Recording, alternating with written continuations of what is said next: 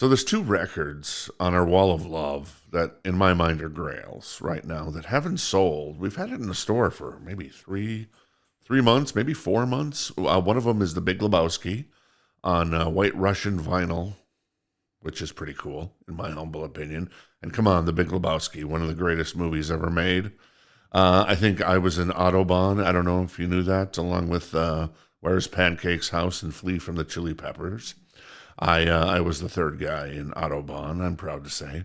And then the other record we've had for quite some time is it's Gwen Stefani's Love Angel Music Baby, I think it's called.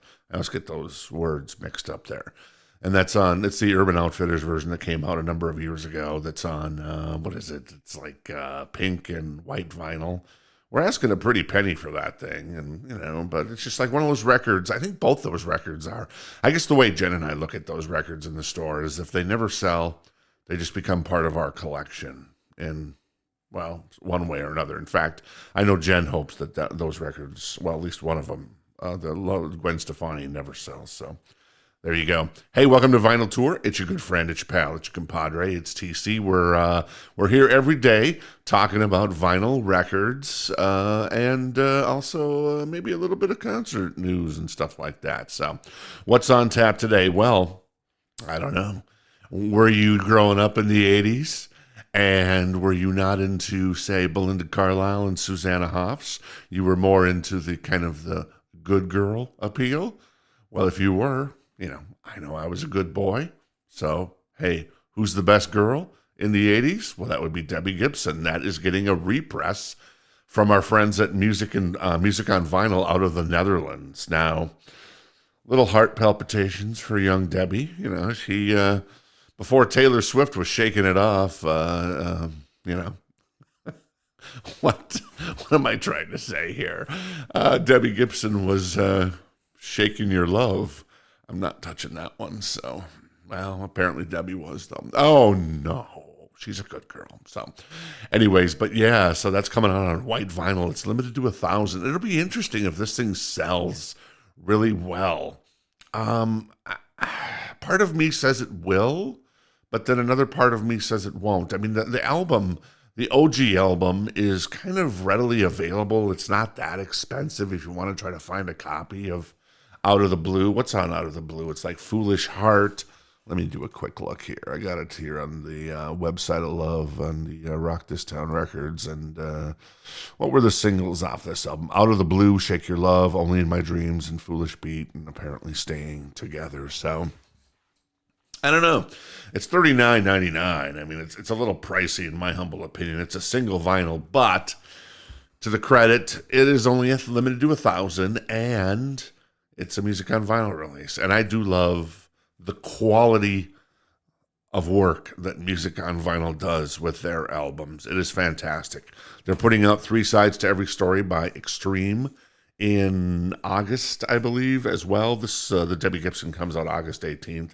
I think Extreme is maybe at the end of the month, actually, July 28th. I think that's ringing a bell for me.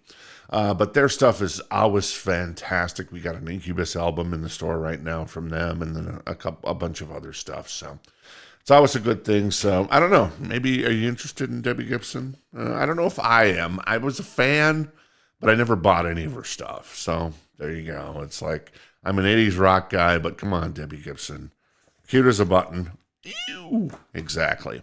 All right. Hey, what else is going on the big show today? I wanted to mention, I talked about Extreme here just a second ago. Sometimes when you're kind of running a record store, and we're kind of a brand new store, we're only been around a year here in the Valley of the Sun, which is Phoenix, Arizona. So if you're ever in town, swing on by and check out the store. If you like. There's actually a lot of good record stores in Phoenix. There's a number of them. One day I'll get into kind of spotlighting some of them. Maybe I'll just do a show in general that spotlights some of the really cool record stores here in the Phoenix area. And then there's some down in Tucson. And, of course, James Maynard Keenan has his own store up there in Jerome, Arizona, if you're headed up to the high country. Not quite Flagstaff, but yeah, good luck on those roads, by the way, to Jerome. Oh, my God, those roads up there. Just, you feel like you're gonna fall off a cliff when you're driving on them. It's just they're just really high, and it's in the mountains, and it's no fun. Anyways, so we had.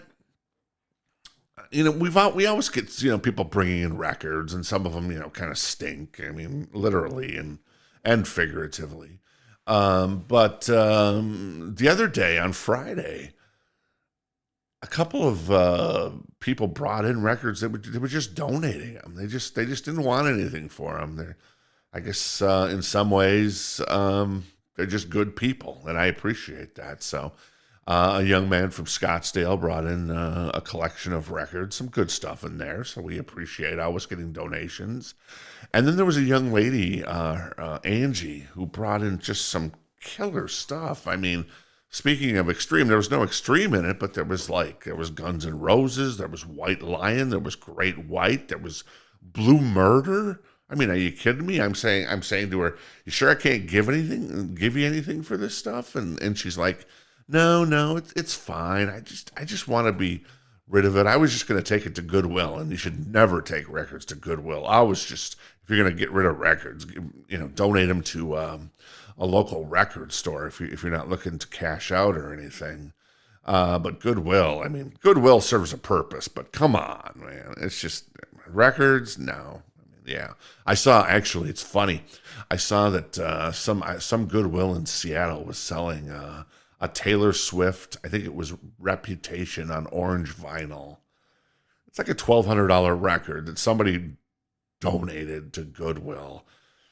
I like to think the story is that a young lady wasn't behaving very well, and her parents decided, all right, it's time to teach you a lesson. The dad loads up the record player and her record collection and takes it to Goodwill and drops it off. Man, that would teach myself a lesson. I don't know if I was a 14-year-old girl, if I would see it that way. Obviously, I would be filled with rage, like I would be as a 14-year-old boy.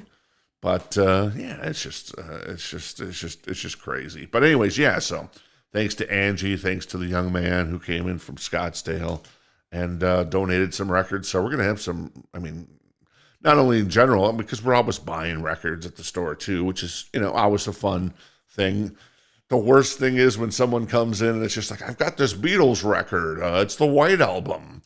And it's worth $1,400. No, I'm sorry, it's not. That's the hardest part. When someone comes in, they think they've got an old Elvis record that nobody else in the world has.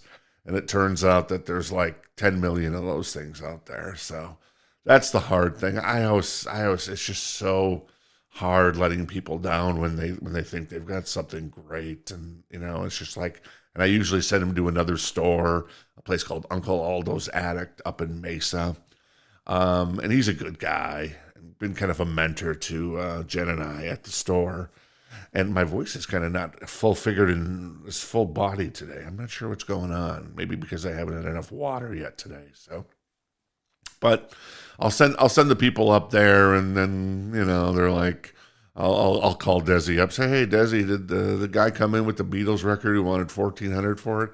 Yeah, he did, and I gave him the price of like $15, not $1,400. Just like, I would have in that particular case, but I usually don't like to make an offer to someone if they're thinking their album's worth $1,400. And yeah, he ended up selling it to Desi for $15. I'm just like, no, that's terrible, but it's just the reality right now. What's interesting about the reality of vinyl, in my humble opinion, is that there's just a glut of a lot of 70s stuff coming onto the market now. I mean, yeah, Fleetwood Mac, the Beatles, Led Zeppelin, always great stuff to have in the store. OG versions are fantastic. We just got a ton of Hendrix in, and it's just, I don't know if the Jimmy stuff is going to sell. I mean, Jimmy's Jimmy, and Jimmy's the great, but it's just like, we'll see if time moves on. But yeah, a lot of Bob Dylan backing up these days, and yeah, I mean, there's just, as people get older and unfortunately as some people pass away, their collections, get donated or brought into the store. And it's just, I guess, yeah, we're getting to that point now where, it's basically 80s and newer, baby, unless you're an evergreen artist. So there you go. Anyways, next topic. So we had a little Taylor Swift party on, what day was that? Well, that was July 7th, the release date of Speak Now, Taylor's version. I got to say, I listened to these re-records. I'm familiar with some of the songs that Taylor did off of the original Speak Now. I got to say, I'm very impressed. And that she's only 33 and that she can record these, re-record these songs is probably the best thing. I think, since the songs have been produced, I forget, I think she wrote all that album herself, but like the really big stuff like 1989 and Reputation, stuff like that, going to be maybe a little harder to replicate in some ways because she hasn't released those albums yet. But she did work with Max Martin on those, and then she worked with... What was the other producer guy and kind of an engineer as well? I forget his name right now off the top of my head. But as long as I think the engineer is back, I think she'll be fine because it's just getting that sound. Because the songs are already done. They know how to record them. The songs have been written. So you really don't need to bring Max Martin back or anything like that. And she probably won't in that way.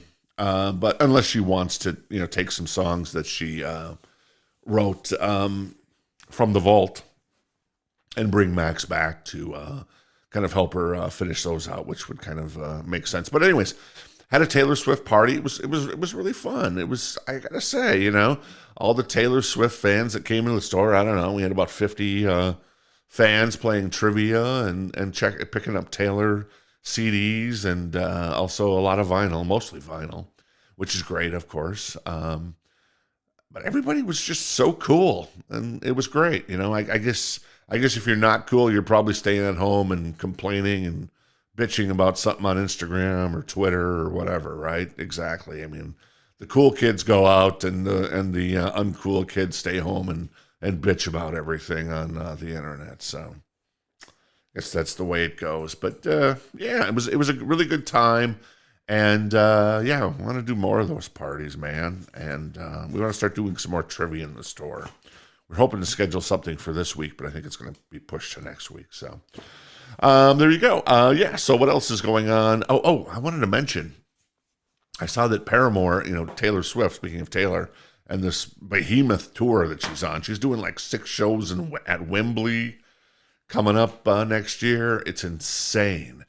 But the European tour got announced here last week, and Paramore is going to be opening all those shows. Paramore is really cool. Paramore is one of those bands that sells out really fast in the store. Their stuff always sells. Lana Del Rey, Taylor Swift, Phoebe Bridgers. I know that Phoebe had been on the Taylor Swift tour for, I think 4 cities earlier this year. It would have been interesting if Phoebe would have been offered the Taylor Swift European tour, if she would have said yes or not. But Paramore gets the gig, so congratulations to Paramore. I guess that allows Phoebe Bridgers, if you're a fan, to go in and record a new album, which is kind of exciting. Hopefully she's going to do that. Hopefully. I know she's got the Boy Genius tour that I think is winding down at the end of September or end of August, maybe the end of August. So maybe she'll go in and write her 3rd full-length album, which would be pretty cool. I know a lot of Phoebe Bridgers fans out there, so very, very, very nice. All right, let's end it today with my song of the day. I love finding new music. I love experiencing new music. The 2 biggest artists I've experienced over the last, say, year and a half since we opened the record store, Kanye West. Love his stuff. I know he's a little taboo when it comes to his topics here recently, but hopefully we're past that.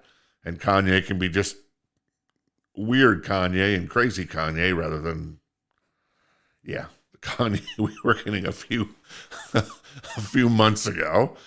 And then Pink Floyd. I never loved Pink Floyd in the 80s when I was growing up, man. I was Van Halen, Def Leppard, all the way, man. But Pink Floyd, wow. I mean, the live stuff. I love the live stuff. And Wish You Were Here, the album. Oh, my God. One of the best albums of all time, in my humble opinion. So, but yeah, song of the day. I don't know what my point of that was. Maybe I'm just rambling. I repeat myself. I say things over and over again. I'm redundant. I'm like Fraser Crane from an episode of Cheers, which I've been watching a lot of. I love Cheers, man. That's a great show if you never get a chance. And that opening theme, probably the best theme song of all time. Bush, Everything Zen. Love that song. Is that on Razor Blade Suitcase? No. What? I'm trying to remember what album it is on. I'm not going to look it up because I'm just chilling out here, you and I hanging out, which I can appreciate. And yeah, maybe you know, and you've shouted it out, and I appreciate that. But yeah, Everything's Zen. I know that there's like Glycerine and Machine Head and a lot of great stuff off of, was it Razor Blade Suitcase? Was it? Damn. I'm going to have to go look it up now because I didn't hear what you said. You know, my hearing's maybe not the best, so let me look it up here. Bush. 16 Stone. That's what it is, I believe, if my memory serves. Yes, 16 Stone is the album. Everything Zen. It opens with Everything Zen. It's got Come Down on it, Machine Head, and Glycerine. Basically every side, because it's a 2 LP, every side has a killer song, and then you get Swim, you get Bomb, you get, Little Things and Body. Boom. It just keeps going and going and going, baby. Love that album. Love that song. Should I fly to Los Angeles, find my asshole brother? Everything Zen, everything Zen. So, gotta get that album back in stock. Haven't had that back in stock in the store in quite some time, so I gotta get that ordered if it's available. So many of these records, they just go out of stock right away. That's the issue. But it's kind of fun in that way because you get to, kind of focus on some other stuff, and then you kind of wait for, say 16 Stone to come back in stock, and then boom, you keep rocking and you keep rolling. So anyways, there you go. That is my song of the day that I would suggest you check out. If you got one, you can DM me. I am on the Twitter of love. It's Rock This Town TC. That's Rock This Town TC. Pretty self-explanatory.